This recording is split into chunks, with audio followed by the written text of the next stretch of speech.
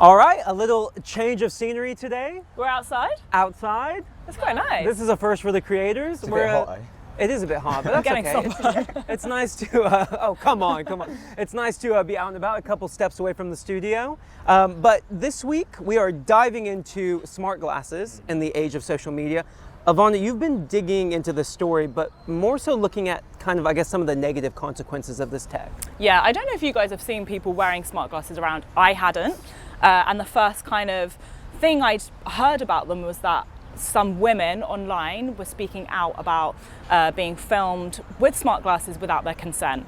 And I thought that's kind of a real negative side of this. So I spoke to some women and I looked into this more. Let's have a look.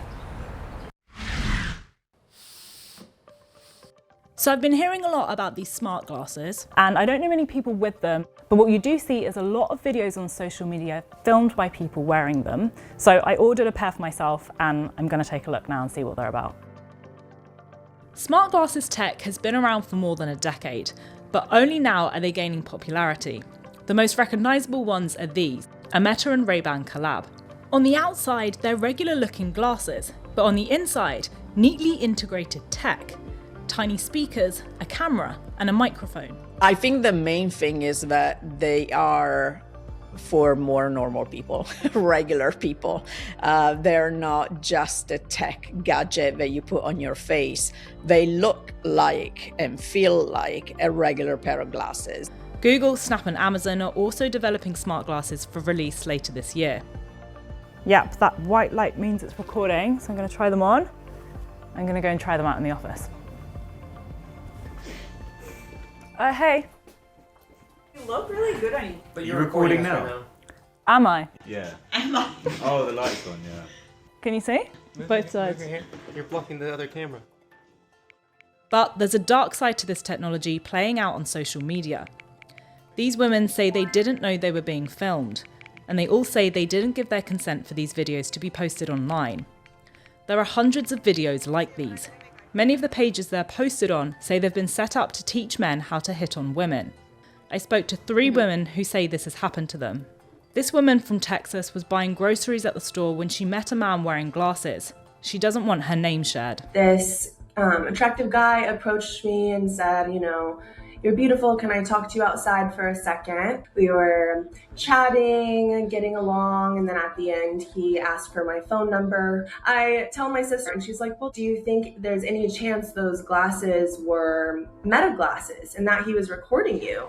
And in that moment, my heart fell to my stomach. Afterwards, she says she managed to track him down on social media. His whole thing was that he recorded women, and usually drunk women that are unaware, trying to pick them up and then post them online to teach men how to have confidence. So I message him and say, "Please do not post me online." I don't hear anything back. The next morning, I wake up, I check his account, and I am posted. Thank you. Okay, I feel like I'm in the world right now, so that's nice. And that video has now reached almost 20 million views. How does that make you feel that that many people have seen a video of you? It's just so violating. I didn't consent to being secretly recorded, and I definitely didn't consent to becoming content for millions of strangers. So yeah, it feels gross. CNN reached out to the man she says posted the video and he didn't respond. In the US, filming in public places where there's no reasonable expectation of privacy is not illegal. Recording in public places, such as streets, sidewalks and parks, is generally protected under the First Amendment. Just because something is technically legal doesn't mean that it's ethical, and it's just scary. I think it's dangerous. She's not the only one. Tuluba was in an airport lounge in Washington when a man approached her. I have Meta glasses, so I kind of know what they look like. When she got home, Tuluba found his social media. And I called him out. I was like, "Do you usually record women in the airport?" He posted it.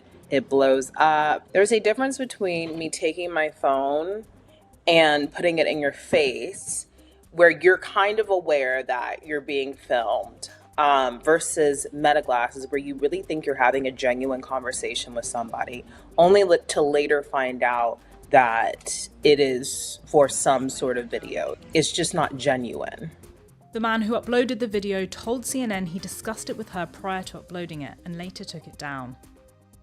Anne-Marie was on holiday in Malta when she says a man approached her wearing what she thought were Ray-Ban sunglasses. After they spoke, she looked him up on social media. I messaged him that same day and said, if you approached me for content purposes, please do not post because I haven't provided consent for that. Friday, he posted the video. I literally froze in my seat. Anne-Marie posted a video on TikTok venting about the situation, and it went viral. Has this ever happened to you before? She says she reported the videos to the platforms where they were posted, and they deleted them. She believes they were posted to make money. In the UK, there's no express law that prohibits filming in a public place, but if you upload that footage online, data protection law and privacy law could come into play, especially if the video has been used for commercial gain. CNN reached out to the individual and he requested that we don't use his video. This is a new issue for a relatively new piece of tech. When setting up the glasses, Meta did ask me to agree to a statement to respect people's privacy. We reached out to Meta and they said, we're aware that there are small numbers of users who choose to misuse our products despite the measures we have put in place. Unlike smartphones, our glasses have an LED light that activates whenever someone captures content, so it's clear the device is recording. None of the women I spoke to noticed a light coming from the glasses. It's possible to cover it up, and I've seen videos posted by users showing you how to do that. Technology is getting better, but unfortunately, people doesn't seem to get better. As people become more accustomed to see these glasses in the wild, they'll be wiser and they'll spot them more easily. All 3 women I spoke to said they were happy to share the videos with CNN because they wanted to raise awareness of the issue. What do you say to these men who are filming women without their consent and setting up pages like this? You do not know what kind of risk you are admitting with exposing this individual. You don't know where that person's coming from, what their mental state is, what they're going through, what they're enjoying. You don't know anything about them. I have to say, I found that whole concept kind of creepy, and a lot of the times those videos I find a bit of an uncomfortable watch. And what I noticed from your video in particular was in 2 of those situations, the girls kind of had no choice but to stay there. One of them was sat at a table with her laptop, the other one was packing her groceries and then walking out with her groceries. So it almost felt like to me that they were cornered somewhat in a way. And it's so annoying. I find it so frustrating because again, it's putting the onus on people, women who are going about their everyday lives, doing things that like everyone does in the world, and then being put into a situation where they have to remove themselves because someone's come up to them and started filming them without their consent. It's really just like another thing women have to look out for now. Like all the women I spoke to said, it's just like another thing I need to be aware of. Like if someone I'm speaking to is wearing glasses, now I need to check if they're smart glasses. And it's like, just imagine waking up and 24 million people, you said 20 million, sorry. She said it was 20 million at the time, and now I checked again, it's now gone up to 24. 24 million people. Imagine 24 million people seeing you in like your most vulnerable state, you know? That. And she says it herself in the video. She's like, I'm just like in my, you know, like real casual clothes. I'm not done up. I'm just at the grocery store. Like. But that's what I don't get about it. So I, for the first time, saw this in my TikTok feed this week. I hadn't seen it before. I knew you were looking into it, but it had never come into my feed. And I saw it and I paid attention. And I found it a really difficult watch. Like, especially at the start, the woman who you spoke to, the blonde woman, who was like, you could see in her face she was a bit confused. She was like, it's really uncomfortable. It's a really uncomfortable kind of angle as well. Clearly there's a huge audience for it though. I mean, 24 million views is a lot of views. And that's not the only video that's got millions of views. So not only is there a problem of, you know, men uploading this without consent, but the audience is there to like watch and engage and incentivize these men to keep doing it. And that's probably another problem with maybe you know, the younger generation of men who have grown up in this digital age that maybe feel like they don't know how to go approach women, so they're looking to these videos as guidance. And we've spoken on the show about kind of Gen Z, because of the social age, like losing a lot of those social skills, but men in particular. But you'd like to think that there would be maybe less creepy way to kind of learn and about how to go about that. And additionally, on top of that, what I found even creepier was there are videos out there showing men how to hide the light when it's recording. on the glasses just to get around that. Yeah. I think saying that it's teaching people how to interact is a cop-out as well. Yeah. Like, I think there must be something else people like about watching it, because it's not that like interesting to watch, and if you don't know how to talk to someone, there's other ways to learn. I do think a lot of people like the raw, authentic kind of videos on social media, and this is, you know, attempting to do that. And obviously there's an audience for that, but I was kind of thinking, are they getting so many views because it's a new angle we haven't seen before? Every single other vertical video we see is filmed with a phone, right? Is this a new angle, and so people are not used to it, and they're like, hey, hang on, this looks different. In a year's time, are these videos not going to be that interesting anymore because everyone's kind of used to that?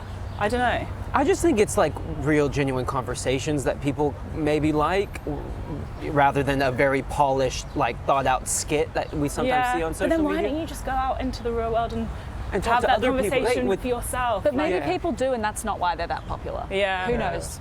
Who knows? And what really, really upset me about your piece is that you reached out to the men, and one of them said, you can't use my videos. Yeah. And just the hypocrisy of him to say, I'll upload videos without consent, but I don't want you to He upload. loses the privilege to complain about that consent the moment he uploaded the video ironic, without her right? consent. Yeah. Yeah, it's ironic that the person taking the video has more rights in this situation than the person in the video. The video is all her. Yeah. It's all this woman. He's not really in it. Making money off it too. Potentially, some people could be making money off it. It's ironic. I guess the silver lining is you did reach out to Meta, and Meta said they're aware of it. So, like, you know, at least it's not off their radar. But there's so many different layers to this story, and we'll probably be back and looking at it in the future.